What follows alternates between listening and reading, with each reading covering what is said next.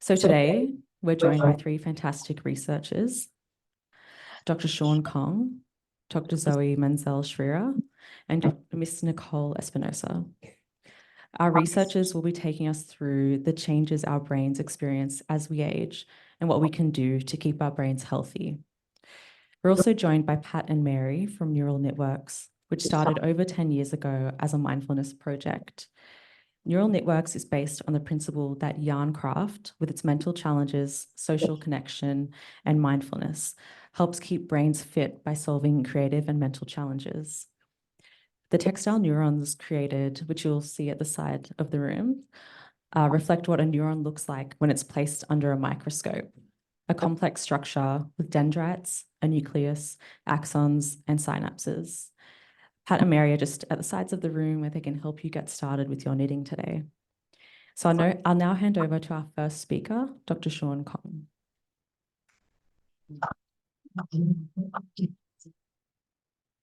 Hi, everyone. My name is Shawn. I'm a postdoc from the Healthy Brain Aging Clinic at the Brain and Mind Center from the University of Sydney. So today I will talk about what we can do to keep your brain healthy and reduce dementia risks. So dementia is actually an umbrella term used to describe a range of symptoms associated with cognitive impairment. Alzheimer's disease is the one that we hear the most. It's characterized by memory impairment. And this include people up to 75%. So most of the people who have dementia have this underlying pathology. And this is followed by vascular pathology, which about 30% of the population will have that. And people with also Lewy body dementia or frontotemporal dementia. So currently in Australia, there are about 400,000 people who have dementia. And this number is projected to be quadrupled to 1 million by 2050. And there will be an additional 1 million who have mild cognitive impairment, who is in between being cognitively healthy versus being demented. And dementia is currently the leading cause of death for other Australians, and we don't really have a reliable cure for this. So among the people who actually have dementia, in this survey done in 2012, 7% of people aged 75 to 79 have dementia, whereas these numbers goes up to 40% for people who are aged 90 and over. What's worse is up to 70% of people with dementia actually live in the community, which usually do not get access to the kind of care they need. And the other thing is dementia pathology actually happens a lot earlier than when we think it happens. When we start to seek help, we think our cognition changes, we become more frail, our sleep starts to change. That was at a later stage, but research has demonstrated these toxic proteins in your brain actually starts to emerge and accumulate 20 years ago, which means that we can detect them very early on and do something about it so that we don't have to have cognitive delay that much later on. So there are a lot of the things, the risk factors contribute to dementia risks. And recent research has demonstrated not only these risks can be managed, which means it can be changed, it also differ across lifetime. So early on in early life, low education is the biggest risk factor for dementia risk. Whereas when it comes to midlife, it is hearing loss and high LDL cholesterol, which constitute up to 15% of risk to dementia. And in older life, the most significant predictor of dementia risk is social isolation. All of these combined to 45%, which means 50% of risk of dementia can be modified and changed. So what can our patients do? We encourage people to do a various of activities, for instance, to be more physically active, optimize your sleep, be more aware of your mood, conduct frequent physical health checks, and also brain training. So for physical activities, the risk factors I talked about, diabetes, hypertension, physical inactivity, obesity, this 20% dementia risk can actually be managed by exercise.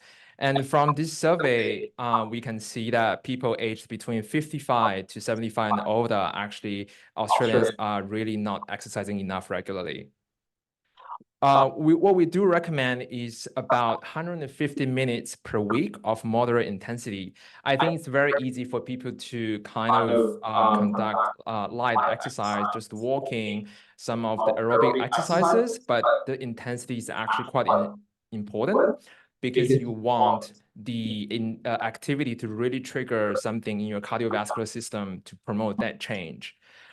And the other thing that is usually lacking in the older adult population is resistance training, which means it's to make your muscle stronger, make your bone less brittle, because this is really related to this very common problem in older adult population, which is falling.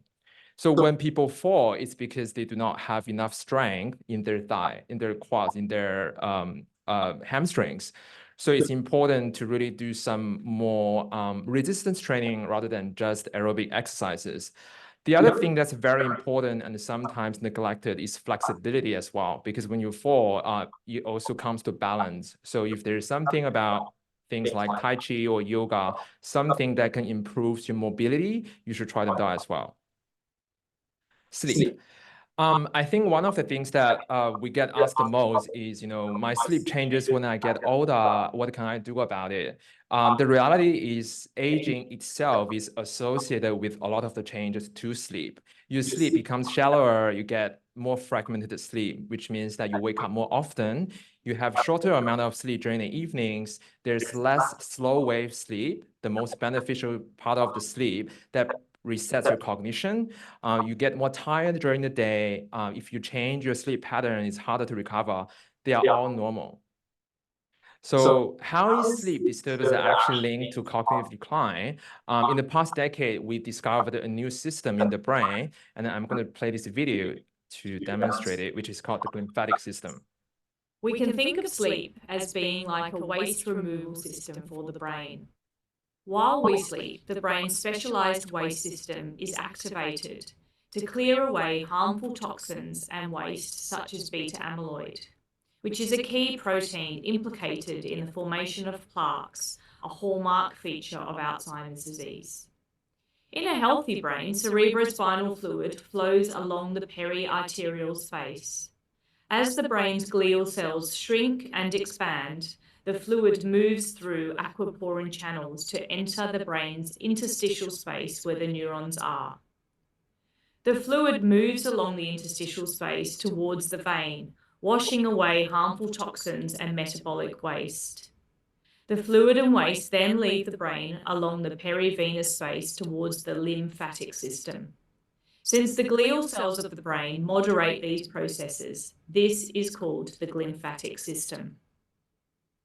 Research suggests that when this waste removal or glymphatic system is not working effectively during sleep, there is build-up of those harmful toxins and waste products, thereby increasing a person's risk of developing dementia and possibly also contributing to more rapid brain degeneration in a person with existing dementia. In particular, our deep sleep is important for this system to work well. We can think of So what can we do about potentially improving your sleep? I think the most important thing is actually most of the times we consider sleep as a physiological process, whereas a lot of the time sleep is really related to your psyche, it's a psychological. So be more aware of how you feel. Sometimes that could kind of help you to figure out what might be contributing to your poor sleep.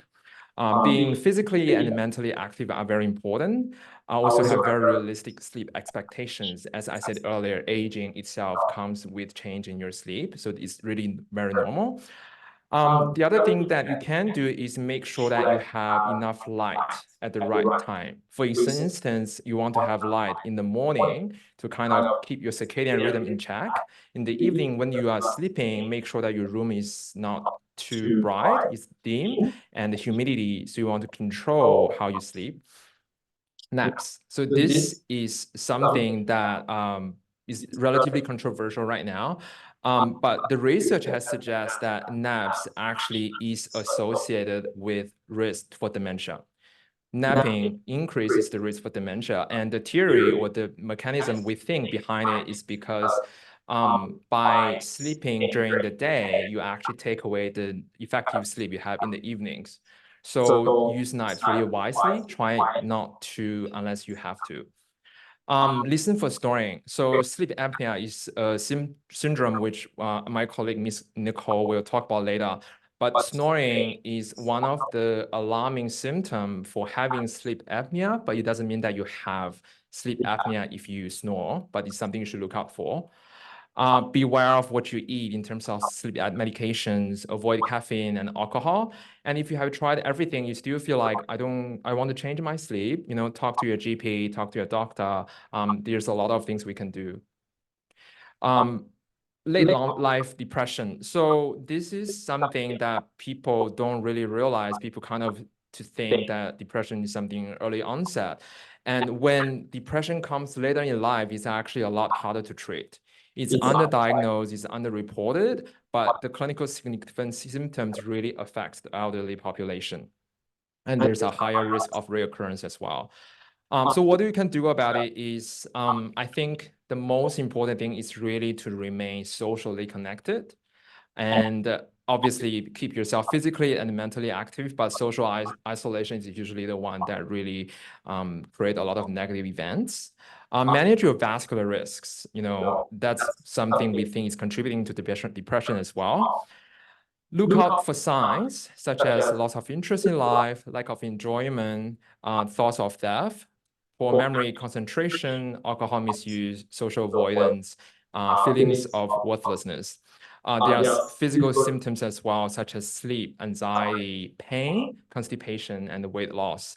And again, like sleep, if you feel like your mood is really changing, talk to your GP or get referred to a psychologist. There's a lot of things we can do. Also, it's important to get a lot of health checks, check your blood pressure, your heart, the cholesterol, especially the LDL. That's the one that's really contributing to dementia risks. Your blood sugars, your weight, your mood and sleep, whether you smoke, alcohol, review your medications. Polypharmacy is a problem, so really make sure that don't take too many medications. But the one thing that research is telling us that we haven't really been looking into is hearing loss and vision loss. These are the two most prominent areas that's understudied, and yet we find it increasingly contributing to dementia risks. So that should be checked as well. Brain training. So what is brain training? It's basically a brain gym. If we feel like, for instance, if we want to become more physically active or physically stronger, we go to the gym. And what brain training is essentially the gym for the brain. What you do is you keep repeating the same exercises to change a very specific cognitive skills. For instance, memory. You keep taking the same test again and again. Hopefully, you will improve that skill. It can either be achieved either to directly improving the skill, or you recruit other skills to compensate for the same goal. For instance, if you feel like you are starting to forget doing things, you make a list. And then you put things on your list. So it doesn't necessarily make your memory better, but then you are actually achieving the same goal, which is to not forget things. How does it work? So this comes to a concept called cognitive reserve. And how research showed this is when we, earlier days, when we conduct autopsies, we found that there are individual differences when it comes to people who were able to be resilient against neuropathological changes. So we think, or the research shows that this is because some people have higher level of lifetime complex cognitive activity, and that's make them more resilient to pathological brain changes. For instance, higher educational attainment, performing tasks that's more cognitively stimulating. So you have this reserve that helps you to combat, cognitive decline later on in life, but you can still do it right now. because your brain actually is constantly changing, which links to the other thing, which is called neuroplasticity.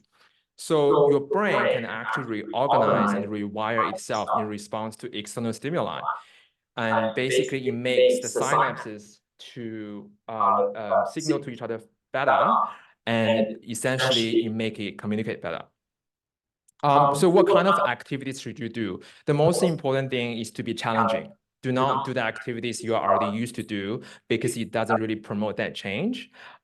Make sure that do something you enjoy, because that motivation is going to keep doing that 10 times, 20 times, 30 times.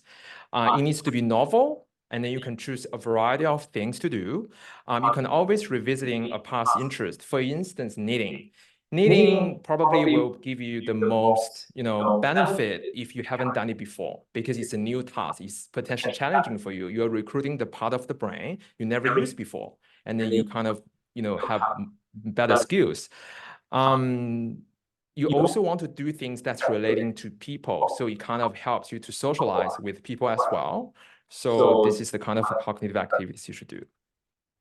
Seeking help. There are a lot of ways to kind of get help. You can talk to Dementia Australia, to talk to your GP. There are public or private services. We also have our clinic, the Healthy Brain Aging Clinic. So we have 2 assessments per week. It's on Tuesdays or Wednesdays. And what happens is on the day, you will first do a fasting blood test, and then you'll get your mood and sleep assessed. There is also a neuropsychological assessment and a medical assessment. And then if eligible, the doctors could potentially prescribe you to do a brain scan, or sleep study, or another blood test. Here are the information. So yeah, I think that's it. So now I'm going to pass to my colleague, Dr. Zoe Menczel Schrire, to talk about the NeuroMusic Collaborative. Thank you. Nice. Yeah.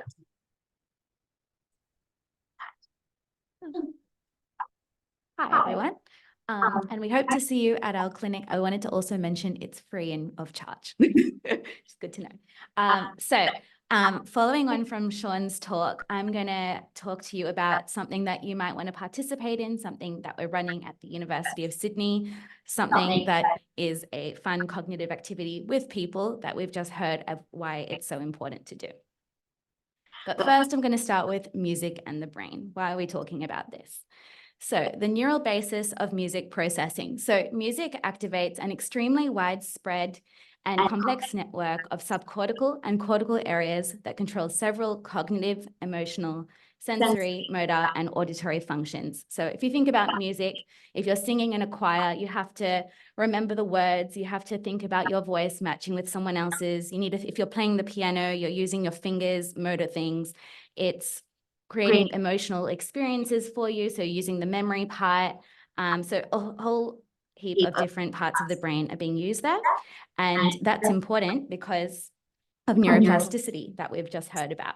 So this is, as Shawn said, the ability of our central nervous system to adapt to changing environmental conditions by creating new neural connections.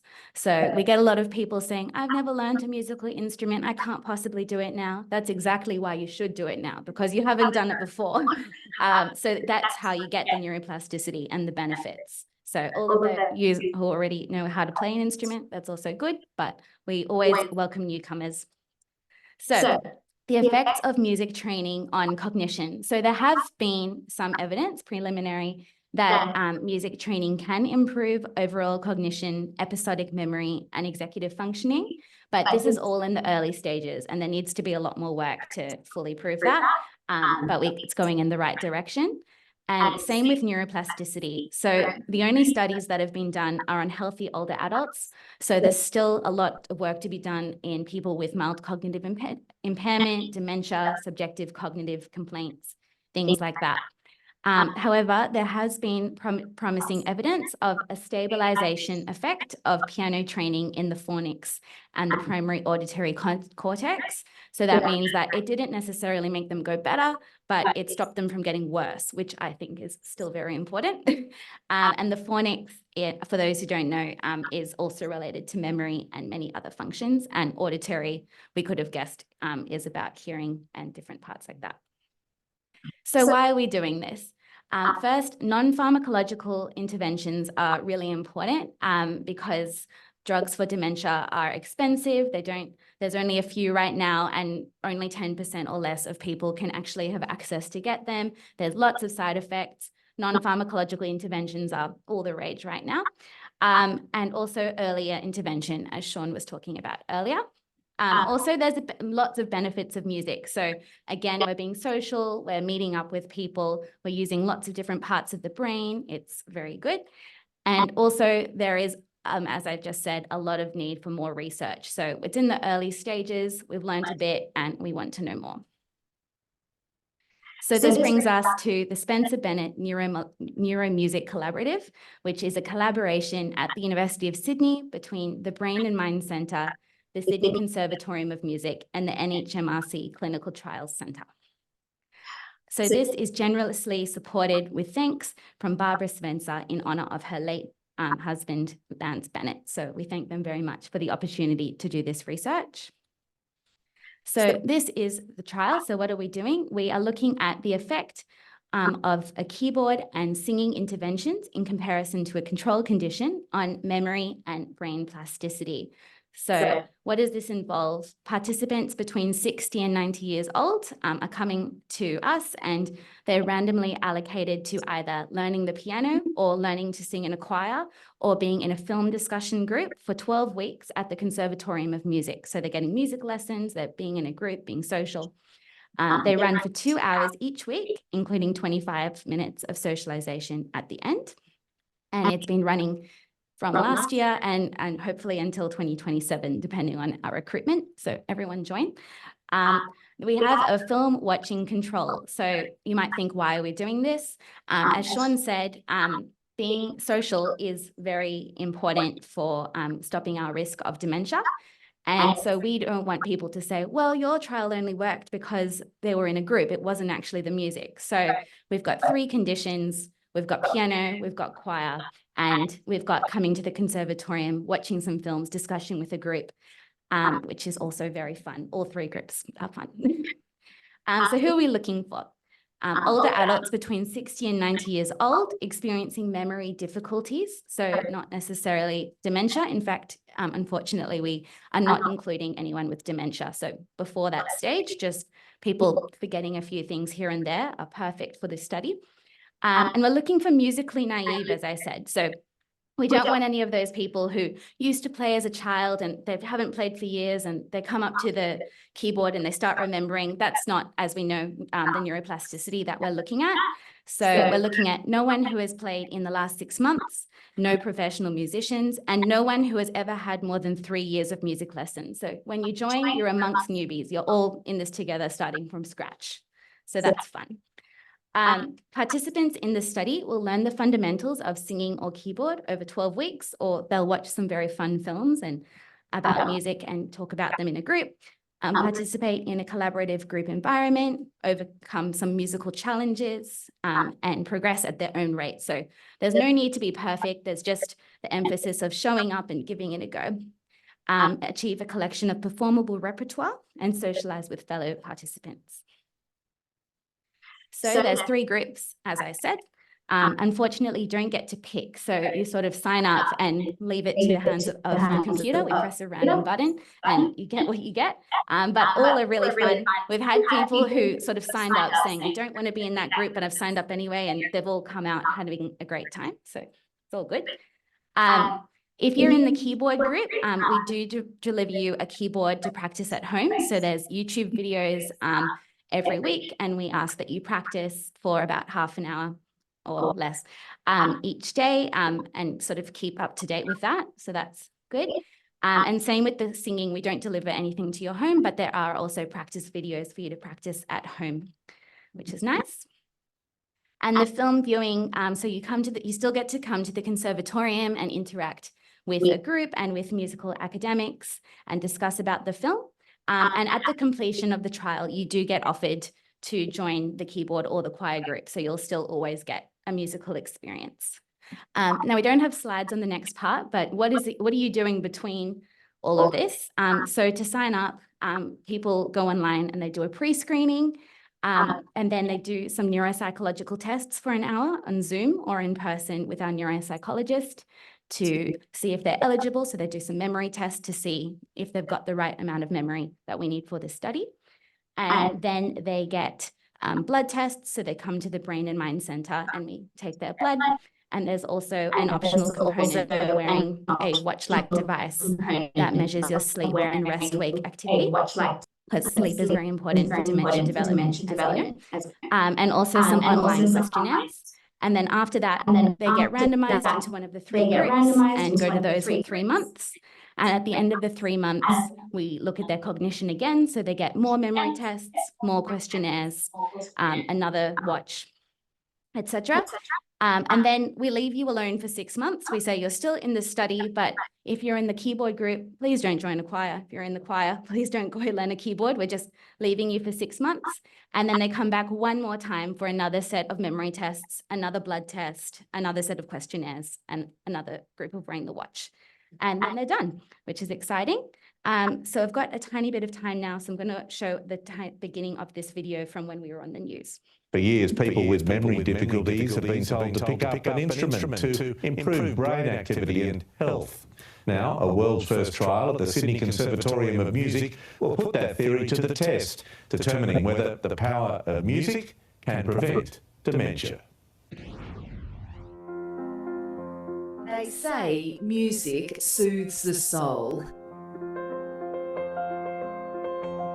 But what if it could also help heal the brain? Joan Suter first experienced memory loss 7 years ago and is a prime candidate for a new trial at the Sydney Conservatorium of Music. It's very daunting to see the erosion of something that you didn't expect. The trial will test whether intensive music workshops can slow cognitive decline before dementia develops. We know that people's brains who have played musical instruments are wired differently to people that haven't played musical instruments. We know that they're more resilient to different types of brain diseases. The study will involve 200 people aged 60 to 80 with memory difficulties and little musical training. Over 3 months, they'll meet once a week for 2 hours in group piano or singing lessons. So they get the social element of playing in the ensembles, and then they also have to multitask in a sense. They're not just playing, and they're not just playing the music that they've learnt, but they're having to listen to others play at the same time. One of the first parts of the brain Alzheimer's attacks is the hippocampus. We've already learned about this. For years, people... And this is just our website and our QR code, but we've got flyers out the side. So come talk to me after if you're interested. I'll hand it over to Miss.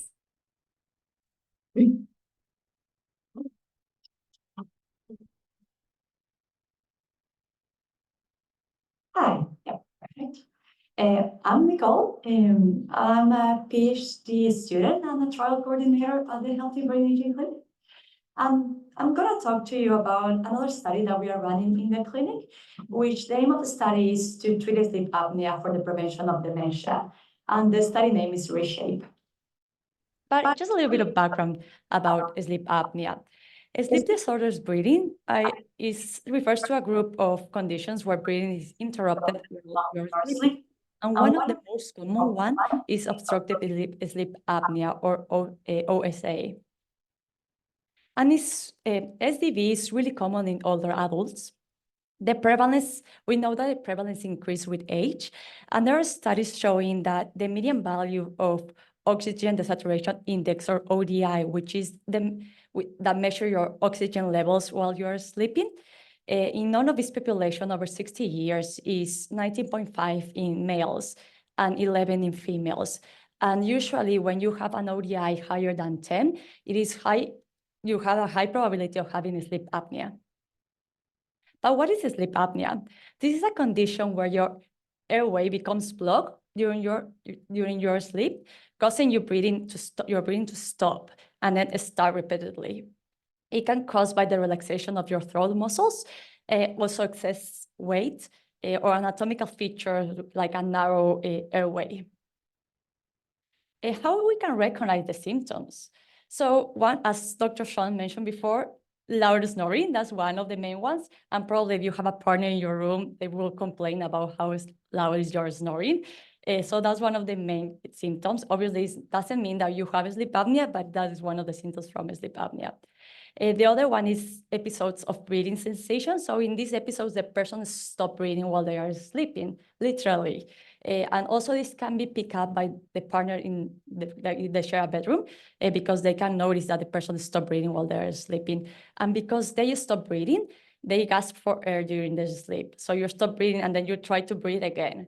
And those are the symptoms that usually you can detect when you are sleeping.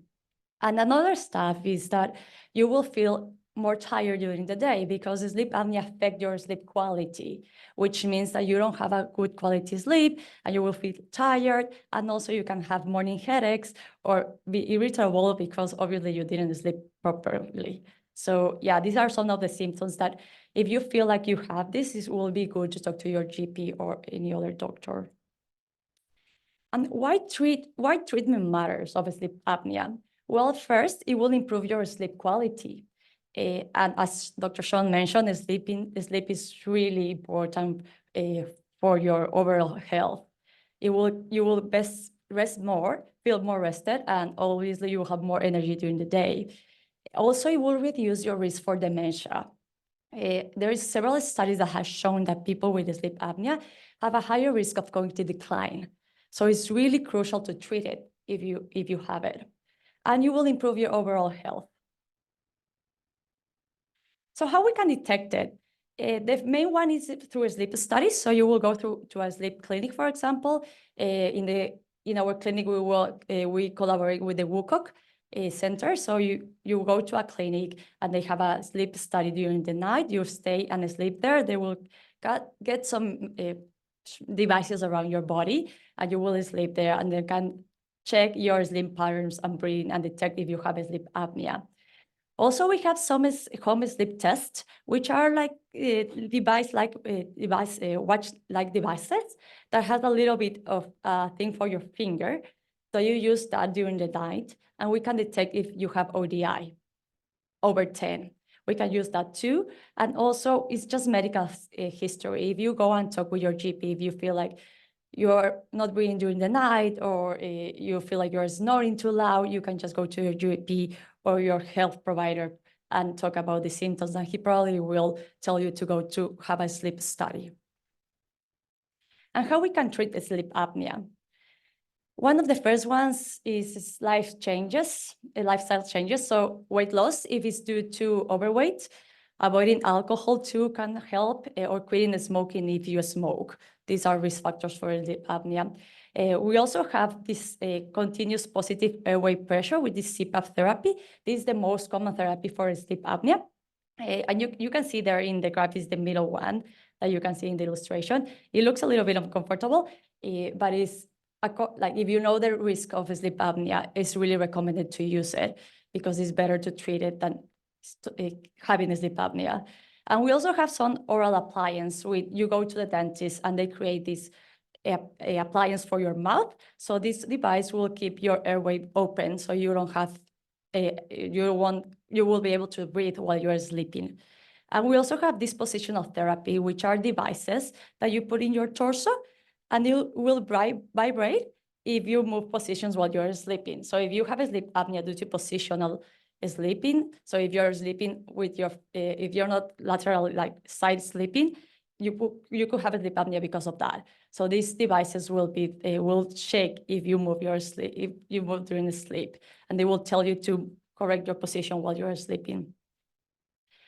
So now that we know the risk for why it's important to treat sleep apnea, I want to talk to you a little bit about the ReShape trial. What is ReShape? So the main objective of this trial is to see if sleep apnea, if we treat it, can slow memory decline in older adults at risk for dementia. And we want to use this data to see if we can run a larger study and to contribute to dementia prevention strategies. How the study works, we are recruiting older adults with untreated sleep apnea. The duration of the study is 2 years. You will be randomized into the treatment group or the control group. The treatment group will receive a sleep apnea treatment, and the control group will just follow them up for 2 years. And you will require to do some assessments during the trial. So as you can see in this graph, you will first do the pre-screening, which will give you the device to measure your ODI levels. Then if you have an ODI level more than 10, we'll call you back so you can come and do the pre-screening and the screening, which is some neuropsychological assessments, medical assessments. You also will have a 30-minute MRI scan and a blood test. And if you're eligible and you want to be part of the trial, you will be randomized into the control group or the intervention group. And then we will follow up for 6 months and 2 years. You have to come back to the clinic to do the assessments again. And we will also call you around those times to check in on you to see how your treatment is going. So for the study design, we're recruiting people from the Healthy Brain Aging Clinic. So if you're worried about having sleep apnea and you want to be assessed for that, you have to be part of this Healthy Brain Aging Clinic. So you first have to do the assessments there. We have some information on that table if you're interested. And then we will give you the device to take home to look for your, to see if you have an ODI over than 10. And if you're eligible, we will call you back for reshape study. We are looking for older adults aged 50 to 85 years with mild sleep apnea. So which are the devices that we're going to use for this trial? The first one is this, the name is Restock. You will use it in the pre-screening. You will use it for 2 nights. As you can see, it's the watch, and you have a little cable, and then you have a device for the finger. So that device in the finger will measure your ODI levels. You will use it for 2 nights, and then send it back to us. We will get the results from that device, and if you're eligible, we will call you. We also have this other device, a little bit more complicated device. This is for baseline and follow-up. So if you are part of the trial, you will receive also this device. You will only have to wear it for 1 night. And this device gives us a little bit more information about your sleep apnea that we won't get from the other device. If you are randomized into the intervention arm, you will receive your treatment for sleep apnea. So you will be invited to see our sleep doctors at the Woodcock Center. And you will receive, we usually try to first give you CPAP therapy, but we know that usually sometimes people don't like it or don't feel really uncomfortable of using, or maybe their sleep apnea is not the best treatment for their sleep apnea. So we have other options for treatment. So we can use masks, we can use positional therapy, or we can also offer you oxygen therapy. It just depends on your case. So we are really individualized in terms of treatment. And we also have these goal-directed sessions where you will meet with our therapist for 30 minutes, and you will discuss with her your goals for the treatment. And also, if there is something that you are not liking about the treatment and that you feel like you cannot use it or is complicating your adherence to treatment, you can discuss that with her, and she will let us know so we can fix it for you. And the idea for us is to make the treatment as easy as possible for you, so you use it for longer, because we don't want people to stop using treatment, which is currently the problems that we have with the sleep apnea treatment. And for the control arm, we will send a referral back to your GP. You will receive also 10 emails alert with containing general lifestyle tips about brain health and improving your sleep for 6 months. You won't receive sleep apnea treatment from us, but you have no restriction of looking for treatment if you want to get treated. So we won't stop you if you want to get treatment for your sleep apnea for those 2 years. The only difference is that we won't give it to you. You just have to notify us if you get the treatment. And on the completion of the study of the 2 years, we will book you in with our sleep physicians to offer treatment for your sleep apnea if you haven't received it until that point. And how to get involved, as I mentioned before, you first need to be part of the Healthy Brain Aging Clinic. We have some brochures there for you to look at the information of how to get involved with the clinic. And from that pathway, we can get in touch with you if you have a sleep apnea. Thank you.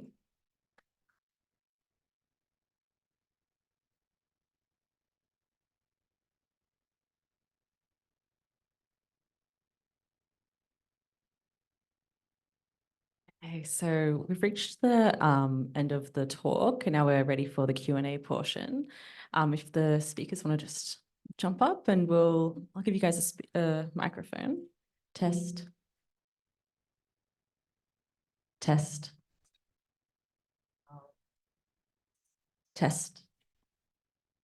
So if there are any questions from around the room, just raise your hand up and I'll bring the mic around to you.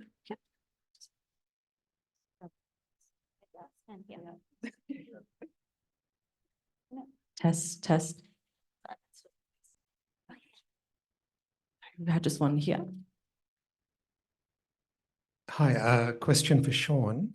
The risk associated with hearing loss, is that due to just not hearing stuff, or is there a physiological reason? So great question. The answer is both.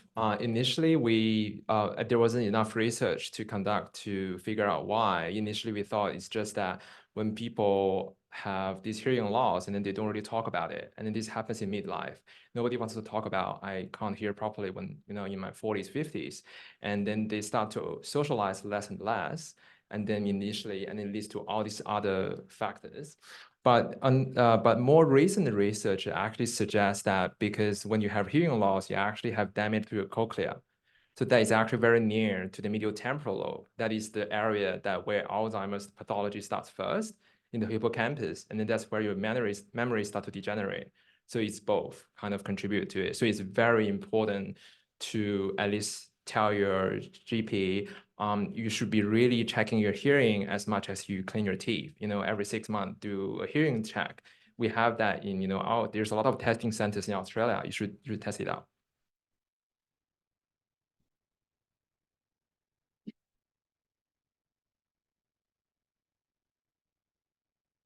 Test. Hello, I wanted to ask the person who's doing the shape study. Is it possible for someone to have disrupted breathing in their sleep or sleep apnea without knowing about it? Because a lot of the criteria that you said is dependent on having another person reporting that. You can't know really if you snore, if you're by yourself. Yeah, it could be a possibility. And that's why in the clinic, we usually refer to everybody to the sleep study, because it could happen that someone doesn't know that has a sleep apnea. You could detect it because you will feel that you are not breathing while you're sleeping, and you probably will wake up at some point because obviously you're gasping for air, but it could happen. So if you have any concerns, it will be good to talk to your GP to see if they can send you to have a sleep study. Yeah.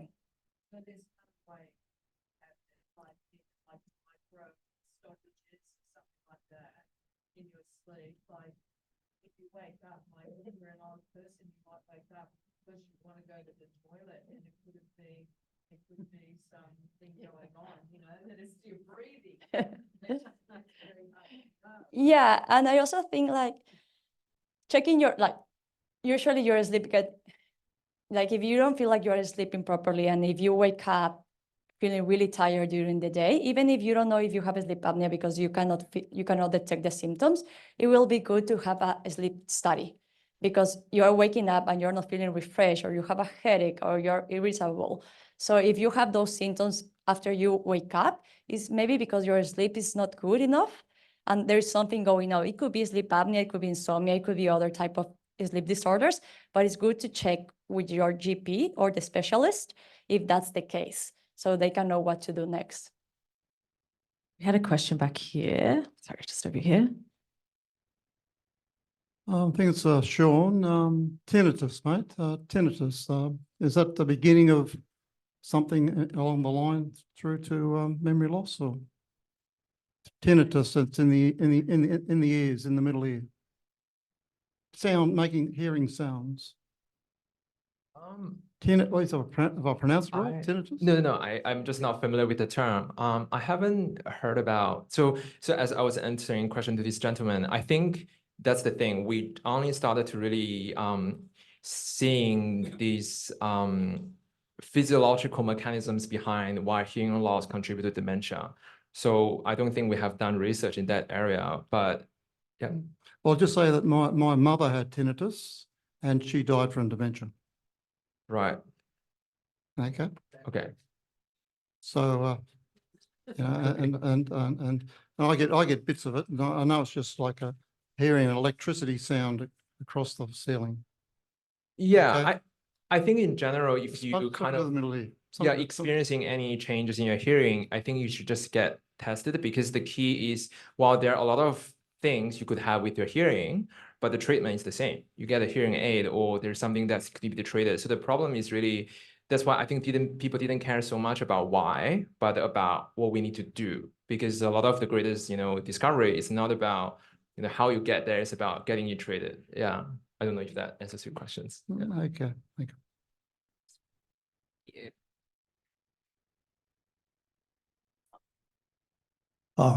My question involves cholesterol. You mentioned LDLs, but not HDLs, and also ratio between the two.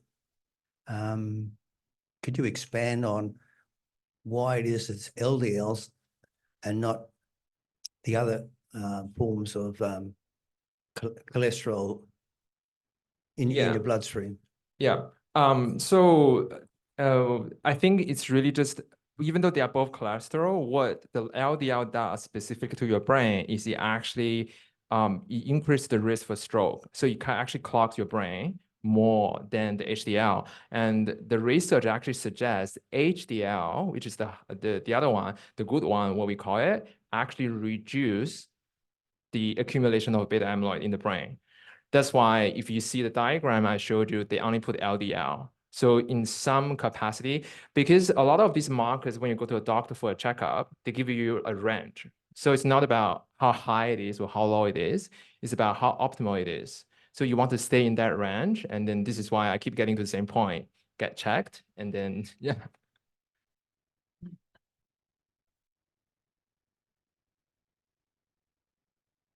Yes, that is the number one treatment for that. It really lowers it. The problem with the ReShape trial and a lot of the trial that we need is really about compliances. You need to take the medication consistently, because the problem with this, high blood pressure, antihypertensive medications, the problem is you don't see the change immediately. You actually don't get to see the immediate change at all. But the problem is consistency. You have to keep taking it. All right, go on here. I don't know if I need it, but this is for Zoe. So you mentioned that the NeuroMusic trial is not for people with Alzheimer's, it's just for whatever. Can you see it progressing towards treatment for Alzheimer's? It's very hard to say. So as I said, the research is very new in this area. So far, the only ones that have been done are in healthy people, or there have been in some in Alzheimer's, but they haven't been looking so much at the brain, which is what we're looking at. But our trial specifically, we only started last year, and so we've only got 95 of the 432 people that we need. And because it's a clinical trial, we're not able to look at the results until the end in 4 years. So we don't know if it's working, but everyone seems to be having a good time. So that's good. The other thing is we can't, like, one by one, like, people have come up, they've finished and then said, oh, like, has my memory improved or has my brain improved? I don't think any individual person may notice that change, but it's just when we do that big level analysis of the 432 people, that's when we might see the change. So it's sort of like those, like the neuroplasticity, for example, you may not be able to tell if you're getting neuroplasticity improvements or anything like that, but just the knowledge that it is probably supporting your stopping cognitive decline. But in short, we don't know. All right, we had a question here. Hi, my question is to Shawn and to anybody else. I was just wondering, as I've noticed with myself, with aging, whether it's to do with aging, but forgetting things very often, and then making an effort to actually pay attention to what I'm doing. Well, although with habits, we keep doing the same thing over and over again. So to make to pay attention requires retraining a lot, which is consciousness, and that's very difficult. That's one question, right? So whether that's part of aging or part of dementia. And the other question is what I've heard is the accumulation of this protein in your brain, whether that can be cleared or what's going on with this. So 2 questions. So the first part, I think, so there's different cognitive domains. So there are different things we use as for cognition. There's verbal memory, there's your ability to learn new things. There is how fast you process information, there's a processing speed, and then there's attention, there's working memory. So I think from the example you just gave, it sounds like it's about concentration, but also potentially processing speed and also working memory. So yeah, it's just slower, taking longer to comprehend things. And the thing about these changes we experience when we age, they are usually normal, but it's just about the rate it declines. You don't want to have this really abrupt decline in any aspect of your health. So I hope that answered your first part of the question. Yeah. Yes, a lot of people share that frustration. Just to add, it's normal to see cognition get affected by age, and it can be really frustrating to people to accept that. And also, I think a lot of people believe that because they are forgetting things or they are not as fast as they used to be, they sometimes believe they have dementia or Alzheimer's, and they get really anxious about it. And then anxiety doesn't help with cognition either, because it's like this cycle, like I'm getting anxious, so I cannot concentrate. And if you're worried about that, just get, as we always say, just check with your GP. And if you're too worried, just do it. If not, it's just part of aging, and it's getting used to the fact that unfortunately we get a little bit slower and we start forgetting things, but that's normal. We do have some questions from online. So, I mean, just let me know if this has already been answered. But as beta amyloids increase 10 to 20 years before we notice serious changes, can we be checked now, and how is this done? So I think that's sort of combining with what this lady was asking about the second question. So I think some people may have heard about the latest development in Alzheimer's drugs. So in the last couple of years, I think there's 2 new drugs that's actually targeting these toxic proteins in the brain. And it is supposedly kind of stimulating the immune system in our body to remove the toxic aspect of this neuropathology that's accumulating. It is controversial because not everybody's agreeing on the same side, even though this drug has already been approved in Japan, China, and the US. In Australia, it's currently going through the TGA, which is the authority to decide whether it's approved or not. It's not approved in Europe. So I think it's possible that this drug will specifically remove the protein that's harmful to your brain, but it doesn't necessarily mean it can reverse your cognitive changes. In fact, what research has told us, and that's why some people are worried, is it actually creates new problem for you. It potentially give you this stroke-like hemorrhage in the brain, but that's not for everyone, which is why we don't want to be overly confident about anything. So I hope I didn't scare everyone. Yeah. And you can also get with PET scans, you can know if you have to answer that, to the PET scanning. PET scanning is the original version. They have, lumbar puncture, which is too barbaric. We don't do that.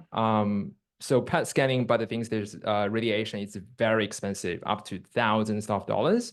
The good thing is there is a new development in the last couple of years where you can actually get those biomarkers tested just by a blood test. And that's something we are pioneering in our clinic. There's a postdoc that's in charge of that. But is that already? No, it's still like experimental. It's not really.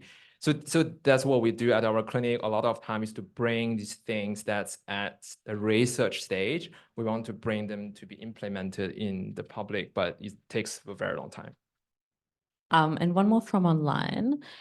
And if I know there are plenty of questions in the room, so also we will have half an hour after where we'll have some more knitting and the researchers will be sticking around. So you're also more than welcome to have a chat with them and ask them any questions that we don't pick up here. Okay, so one more question from online. Do you have online brain training available for access? We used to. I don't know. That's how we see. Yeah, I was thinking about Yeah, again, this is one of the things we talk about. Yeah, that's the thing. So this is a lot of time it's about effectiveness, but it's also about feasibility. So we used to have this online training program, but to actually bring it to be used by everyone, to be accessible, I think that's a different part of research. So the answer is we don't currently have it right now. Yeah. Okay, so we are at time.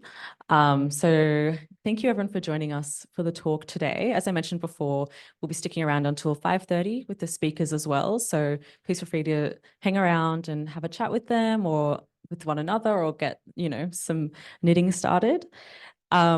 We do have another talk coming up next week. It's next Thursday, Minds and Machines, and it's about youth mental health in a digital world. So if you enjoyed this talk, we'd love for you to join us there as well. Thank you all for coming today. Thank you to our speakers, and we hope you all have a lovely evening.